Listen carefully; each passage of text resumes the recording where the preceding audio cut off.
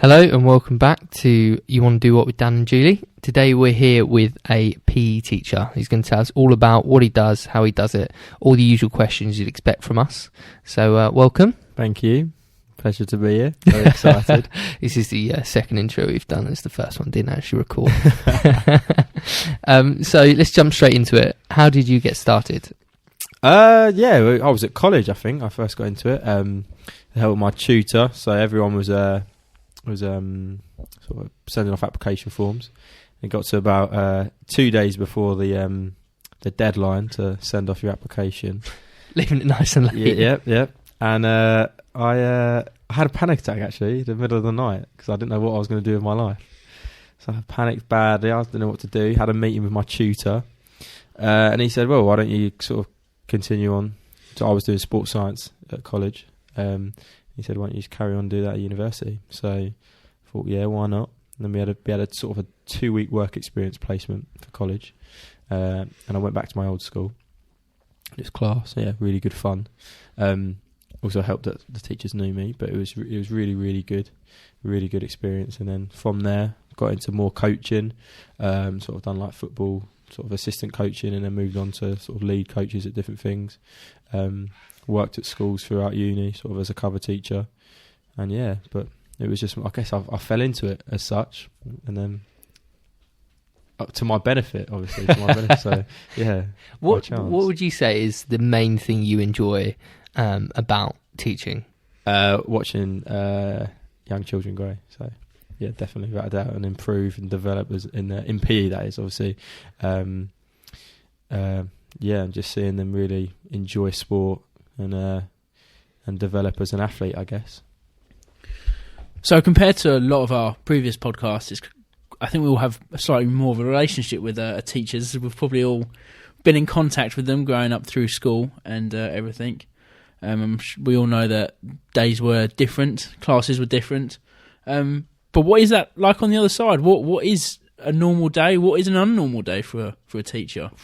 Well, I don't know. That's a good question, actually. I'm not really sure. A normal day, what is an unnormal day? I guess a normal day is telling kids to run around the field. No. No.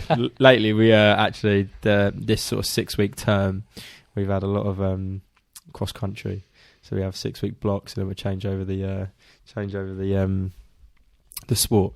But for this 6 weeks, a normal day would be having to ask kids to continuously run around the field. Obviously, everyone hated that. I'm sure we did it when we were at school. But a normal day, I guess at the moment, is being out in the cold and trying to get the kids' enthusiasm to improve. That's quite interesting, actually, because when we were at school, we were forced to obviously do cross country and stuff. Yeah.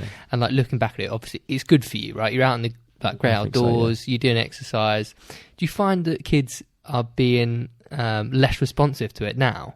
Because they're not as physically fit probably as they were even when we were there, and definitely our parents. Oh, without a doubt. I was actually having this conversation with some teachers in the department the other day, and we think that the level of enthusiasm and effort level towards sport now is just decreased so much. Just like even from when I was at school. So I left year 11 in 2012, and like comparing it to sort of, that's only 7 years, 8 years, coming up to 8 years ago.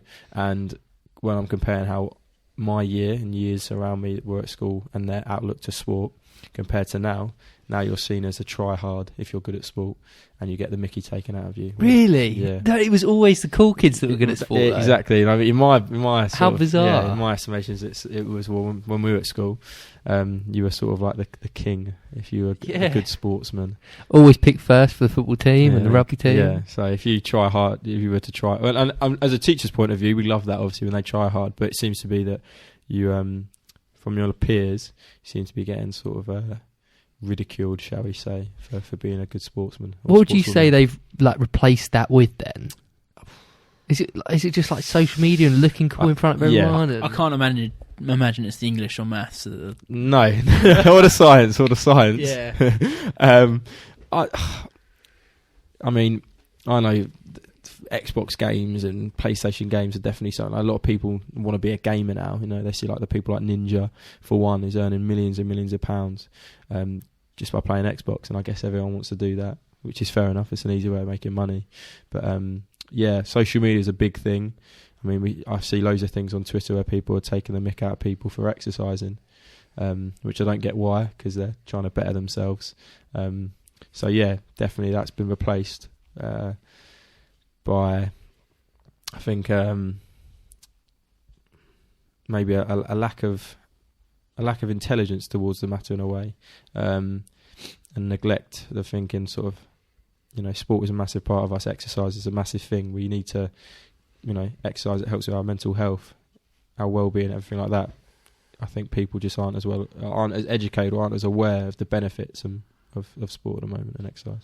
So sort of going back to Julie's question about your average day, being a teacher now, is a lot more of it you sort of have to deal with mental health issues as well, I suppose, because it wasn't really a thing with students. Yeah, I mean, I can't really speak much. I haven't really dealt with that. I'm still new, still training. Although I've been involved in teaching for 2 or 3 years now, but in terms of I've gone from cover teacher to now as a trainee PE teacher. I haven't really dealt with that as such, but I mean that does go on. Unfortunately, do you get suicides at school? I've been a part of that, unfortunately, where a child has committed suicide at school. I think so. In terms of mental health, yeah, so it's actually quite a lot to deal with yourself emotionally when you become a teacher, right? I think every teacher has a emotional sort of attachment, I guess, to a student or students, and me personally, if I see a student upset that I do get on with or whatnot, and it's usually a happy person, it is quite disheartening and sad to see them upset and down, and you want to do your utmost to try and raise their spirits and change that, but you've always got to be careful. And I think it's much more, I think teachers or schools in general are more aware now of mental health, and there's much more sort of procedures in place than that I know of that there was when we were at school. But for now, school I'm sort of at my second placement at has a wellbeing centre, and other school, and my A placement has a wellbeing centre as well. So there's loads of different things in place that and policies in place and procedures that you have to do to make sure that the kids' wellbeing and mental health is all correct and well. That's really good that schools are moving towards supporting children with those issues. But back to your day to day, what is some of the big variations you have in your day? I mean, you obviously spoke about changing from cross country for the last 6 weeks or so, now onto new sports. You're obviously coming in towards the spring and summer seasons of sports. I'm sure the rounders and football will be coming out soon. Athletics as well. Lots of athletics. So what are some of the variations in your day, and what are the boring parts of your day as well? The boring parts for me. Straight on the boring parts. Yeah, so to get those out of the way, I think for me the boring parts is, at the moment, is things like I'm watching other lessons. Although it's really good to get other people's sort of interpretations of how to teach, and there's some fantastic teachers that I've been privileged and honoured to be able to watch. But the boring parts 100% is when you can't teach a lesson yourself and you're having to watch someone else. Or for me, the coursework you have to do so much. So I'm doing my PGCE course with loads of coursework, and then I'm also doing an RE course as well. So they're qualifications you can take in the UK to become a teacher, right? Yeah. So a fully fledged teacher. Yeah, so a PGCE course will allow you to teach anywhere abroad once you've done your first year as a newly qualified teacher. So you've got the PGCE course that is a little bit more expensive, and then you've got I think it's just a schools direct scheme, which is that only allows you to teach in England. But yeah, so the course I'm doing, the PGCE, that will allow me to teach anywhere in the world. But it's just the coursework is so long. I'm back at college, but then I'm also working 5 days a week and things like that. So that 100% the coursework.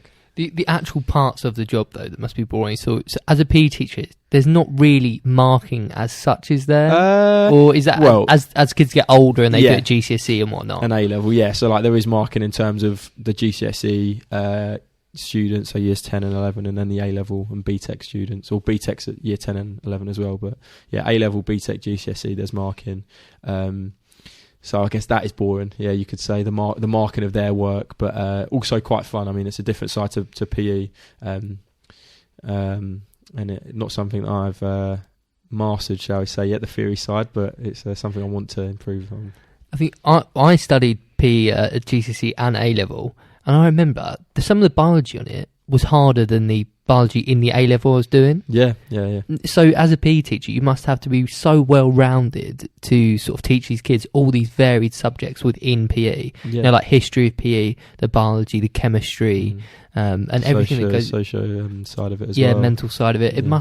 You must have to be so well rounded to not only be a PE teacher, but a teacher in general, but almost specifically a PE teacher has to know so much. Yeah, I think the demand of it has changed. I think from, like, say, I don't know, 15 years ago. I'm only speaking from sort of brief knowledge, but when you think of like 15 years ago, maybe when we first started at school, you're more just the focus is more on practical.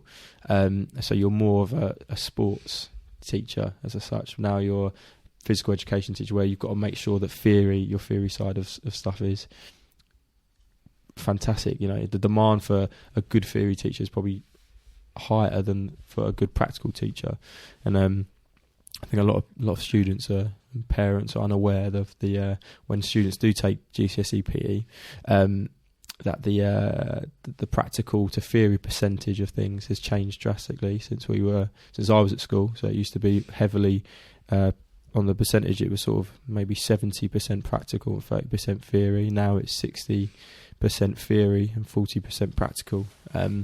So really, truly, your sportswomen and sportsmen don't really take GCSE PE. It's more for the more theoretical student, and things like that.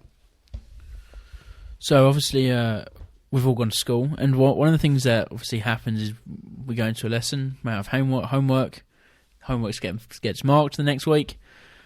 But what we don't see is what is the prep you have to do for your lessons. What do you do extra that is not seen to do with your job as PE or any other teacher? Well, I think as a PE teacher, obviously theory. So you've got to make your PowerPoints, and I've been quite lucky enough on my B placement that they actually have slides upon slides ready made for you for GCSE and BTEC and A level.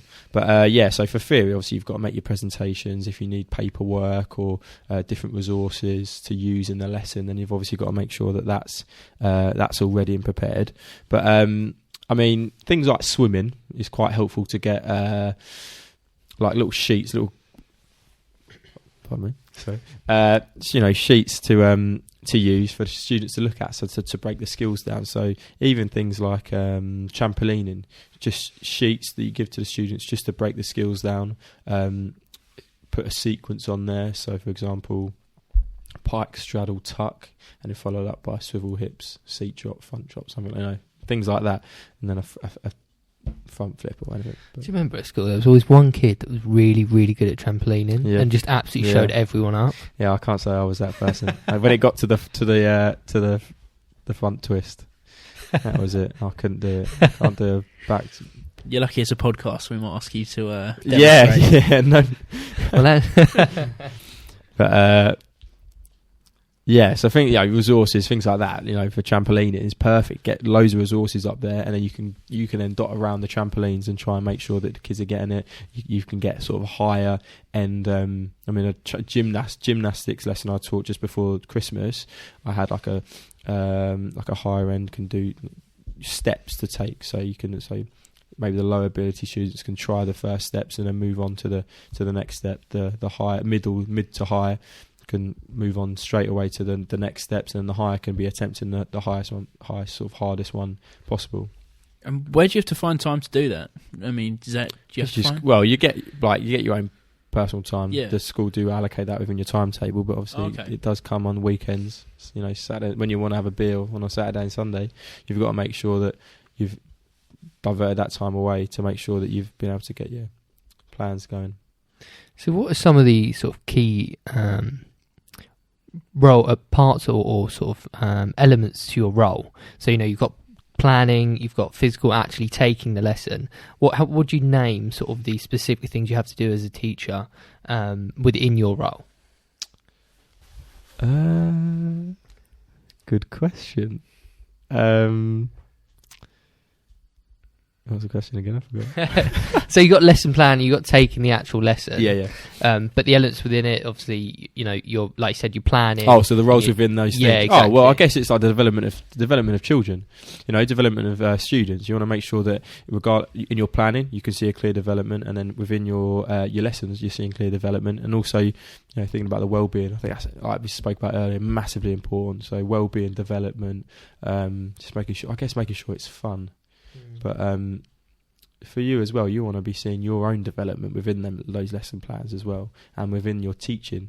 The way you're teaching and things like that, you want to see that development. But definitely, I think progression of students and the well-being of students for me is a massive thing. You want to make sure that you can see. And how rewarding is that for you? Seeing the progression. Oh, it's brilliant. It is brilliant. Yeah, it is fantastic, to be fair. And when I school worked out for 4 or 5 months, I worked quite closely with one student, and he or she,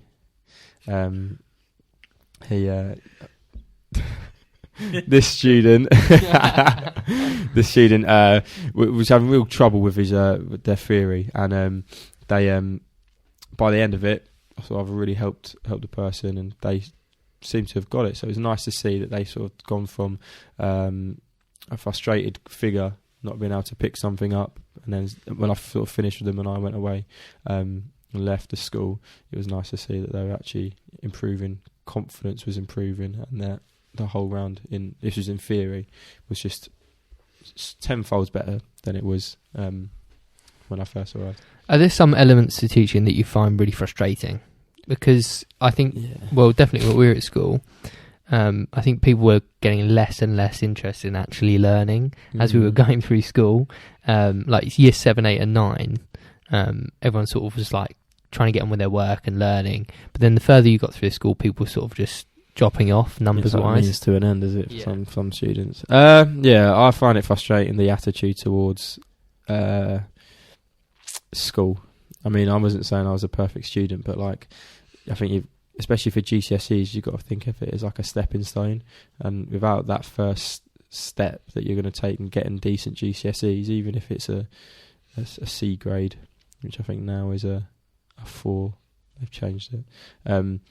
But even if it's a C and you're getting C's in all your subjects, like that's the stepping stone onto your A levels, and then that's the stepping stone onto a degree if you want to go there. But a lot of students seem to think that they'll go work elsewhere or they'll be alright. Seems to be unfortunately a bit of a sort of like a drug problem in schools at the moment, where drug dealers are using, just sort of what I've seen firsthand, won't disclose who, but drug dealers are using students to hold their whatever they've got, the packages, and that they're seeing this money and they think, oh, this could be the life that I could do. But obviously that shouldn't be the case. They should be using the school as a mechanism or as a stepping stone onto bigger and better things. So that kind of shows other issues that you don't think about when you sign up to become a teacher. Yeah.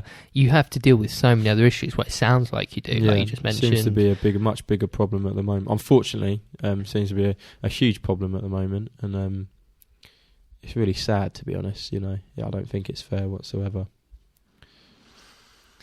Actually, that leads us on quite well to some maybe negatives of the job role you'd have. I know we sort of talk about frustrations and sort of, you talked about other elements you have to deal with. But are there any sort of negatives? Maybe you can't spend as much time with your family if you're having to mark all the time, things like that? I don't know, really. Yeah, I guess obviously you want to spend as much time with your mates and your family as possible, or doing your hobbies, sports, whatever. But I would, like, personally, I love it. Like, I think for me, teaching's such a good job. So I don't see too many negatives. I guess if you're like some negatives, if you're me, for instance, right now, you're sort of just solely as an NQT new teacher in getting involved in the school, and you're sort of seeing how things are run, and you don't necessarily agree with them, but you can't actually do anything about it because you're not in that position. So I think no, I know what you mean. I mean, I've been similar places in my own career where it's like any job, isn't it? Yeah, without doubt. Yeah, so you got to put the time into to eventually get to that point, which is always I'd say that's a big negative. It's more my position now, and I'm not having that influence. Yeah, I'd like, and for me, like I would like to go into like a senior leadership team role or a head of year role. That's and I want to make sure that for me, I'm there for students and that kind of thing. So I think the frustration negative for me at the moment is that I'm not there yet. Really, I'd say. Well, that sounds like you're very much on your way, though. You spoke earlier about class prep and having to prepare for classes and time potentially being taken up doing that. I assume that probably wasn't on your job description when you initially applied. No. Well, what else might not have been on that job description that you have to deal with these days? Oh, there's loads to be like. It's just I guess when you're like, I want to be a teacher, you think, oh, lovely, like 9 till or like 8:30 till 3:30. Those long summers. Lovely summers, like 6 weeks off. But then you as a PE teacher, well, actually that's a lie. As any teacher, you've got the hours before you have to get in before school, make sure everything's set up for the lesson or for the faculty, and then it's after school as well. You got to make sure that we can't. And as a PE teacher, you've probably got a few clubs to be running as well. Fixtures. There's some. I mean, I went down to Kent in October, November, and we didn't get home till like quite late, so it's quite a long old day. So that, and we won, thankfully. But imagine going all that way and then not winning. But things like that you don't think of. Well, you do obviously when you start getting involved, but you don't think about first when you're like, I'd be a teacher. Short hours and long holidays. So one other thing I was going to ask you about your role. Obviously, there's so many sports that you have to go through in your curriculum: rugby, cricket, golf, rounders, athletics. How do you learn them all and teach them all? Well, I've been on courses, so I went on. I'm a footballer, so obviously I've got decent football knowledge. But I've level 1 football coach, level 1 futsal coach, which is like a variation of football, indoor sort of five-a-side, I think.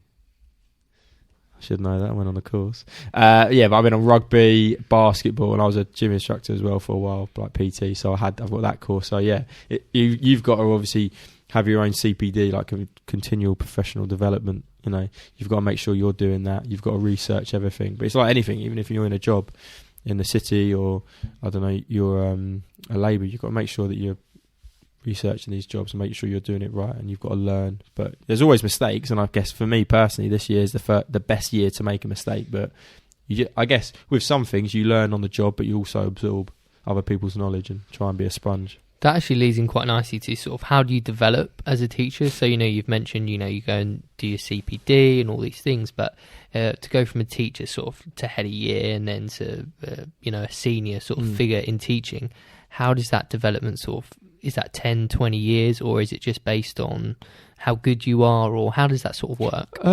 Well, I personally would say it's how good you are and how prepared you are to be able to push yourself into that role. I mean, I know someone who started off teaching, and within 2 years of his teacher training, his NQ2, and then his third year teaching, he was head of year. So he went straight. I know one person that's they've done their training and then they've gone into heads of the faculty role. So I think it's how good you are to start, because the head teacher will probably notice that straight away. They'll notice how good you are and think, that person could do a job. But also it's how prepared you are to be able to get involved with that kind of stuff. But then some people take 10 or 15 years to get involved. I think it's a mixture of, are you ready, are you wanting to, and are you good enough? And some people might just want to teach. That's what they're there for. And some people, when I first started on my training, they said you either kind of go into like faculty roles, or you go into like senior leadership roles and heads of year roles and things like that. So I think it depends on the person you are actually. What's a faculty role? Oh, so department. So you got head of PE, say for example, head of like key stages, things like that. So And sort of, I think we talked earlier before we actually did the podcast about where teaching can kind of take you. So we're obviously based in the UK, but does the UK, once you become fully qualified, can you sort of take it anywhere else? Is it looked on well? There's loads of different. I mean, you can go to, I think, any continent in the world with the PGCE and be able to teach there. I mean, for me personally, I'd like to maybe in a few years' time move to America or try and teach in America for a few years and see if I like that. It's always been a goal of mine.